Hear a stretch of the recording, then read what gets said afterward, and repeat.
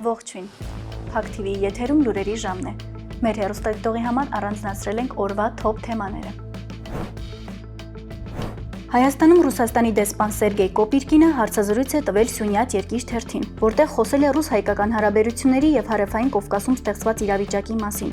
Ռուսաստանի արտաքին քաղաքականության անփոփոխ հիմնական առաջնահերթություններից մեկը Հարավային Կովկասում խաղաղության եւ կայունության ամրապնդումն է։ Մենք բնականաբար աջակցում ենք Հայաստանի եւ Ադրբեջանի միջև հարաբերությունների կարգավորման ուղղված ցանկացած ջանքերի։ Ինչ վերաբերում է այսպես կոչված Թրամփի ուղուն, ապա Ռուսաստանի դիրքորոշումը կձևակերպվի այն բանից հետո, երբ մենք մանրամասն պատկերացում ունենանք, թե ինչպես է իրականացվելու այս տրանսպորտային նախագիծը, հայտարարել է դեսպանը։ Նա հավելել է, այդ գործընթացի շուրջ համապատասխան աշխատանքը նոր է սկսվում։ Խոսելով Հայաստանում Ռուսաստանի Դաշնության ռազմական ներկայության մասին, դեսպանը նշել է. ռուսական ռազմական ներկայությունը նախկինի պես Հայաստանի անվտանգության համակարգի եւ տարածաշրջանային կայունության կարևոր գործոն է։ Մեր զինվորականները տարածաշրջանում ոչ մեկին չեն սպառնում։ Ռուսաստանին Հարավային Կովկասից անջատելը ակնհայտ անիմաստ նախաձեռնություն է, հայտարարել է Սերգեյ Կոպիրկինը։ Նա ընդգծել է. Ռուսաստանին Հարավային Կովկասից անջատել չի ստացվի, կխոչընդոտեն աշխարհագրությունը, համատեղ պատմությունը, Անդրկովկասյան պետությունների հետ Ռուսաստանի բազմապլանային կապերի ծավալը։ ՌԴ դեսպանի խոսքով այնուամենայնիվ առանձին արտաքին խաղացողներ նման գաղափարներ են արտահայտում,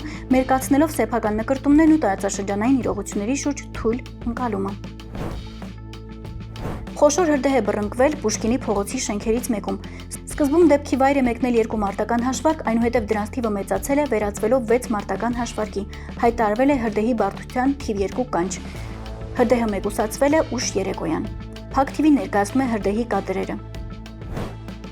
2020 թվականին 44-օրյա մարտերում այս օրերին զոհվեց Արցախի Հանրապետության Պաշտպանության բանակի մայոր, Արցախի հերոս Դավիթ Արուշանյանը։ Լինելով Արցախի Պաշտպանության բանակի սպահ, Դավիթ Արուշանյանը անմիջականորեն մասնակից է եղել 2020 թվականի սեպտեմբերի 27-ի առավոտյան սկսված հայ-ադրբեջանական պատերազմին, պաշտպանել Արցախի Մատաղից Թալիշ պաշտպանական բնագիծը։ Սեպտեմբերի 29-ին Արեգասար լեռամոտ մայոր Դավիթ Արուշանյանը իր զինակիցների հետ մարտի մեջ է մտնում ընդդեմ Ադրբեջանի զինված ուժերի մեծաքանակ զորքի։ Հրամանատարությունից 2 անգամ ստանալով նահանջի հրաման չի ենթարկվում եւ իր անձնակազմով ոչնչացնում է ադրբեջանական 4-ից ավելի զրահատեխնիկա ու պատճառում մեծ քանակությամբ կենթանի ուժի կորուստ։ Մարտի ընթացքում ադրբեջանական զինուժի կողմից խոցվում է մայոր Արուշանյանի հետևակի մարտական մեքենան, ինչի հետևանքով ինքն էլ վիրավորվում է։ Մայոր Արուշանյանը դուրս է գալիս իր խոցված զրահամեքենայից եւ մտնում հետևակի մեկ այլ մարտական մեքենա եւ մինչեւ զինամթերքի վերջանալը շարունակում սկսված անհավասար մարտը։ Այնուհետև Դավիթ Արուշանյանը մտնում է 3-րդ զրահամեքենան եւ շարունակում մարտական գործողությունները իր զրահամեքենայով մխրճվելով ադրբեջանական զինուժի խորքը։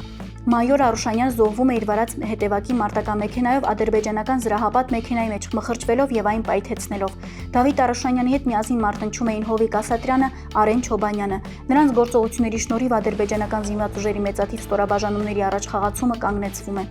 Մայրը Լիդա Արուշանյանը հիշատակել է որդու անմահ սխրանքը գրելով.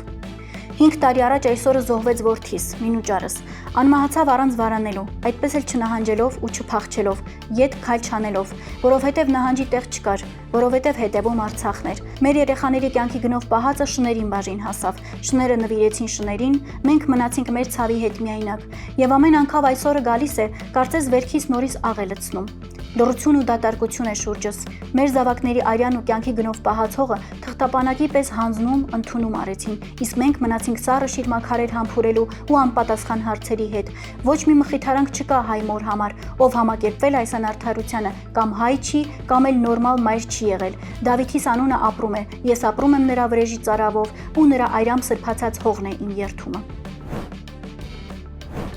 44-օրյա պատերազմում անհետ կորածների հարազատները բողոքի ակցիան իրականացրել Պաշտպանության նախարարության դիմաց։